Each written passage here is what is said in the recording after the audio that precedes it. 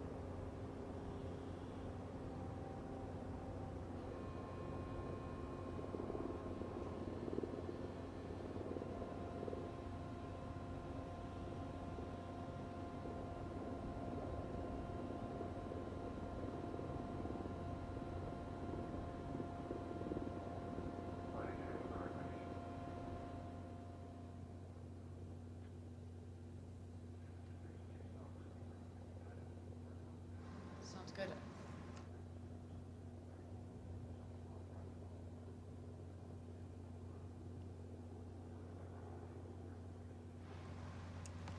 All right, everybody, welcome back. We are T-minus 45 minutes to go until launch. We are continuing to be in a hold here as we make sure that our rocket is ready to go to space.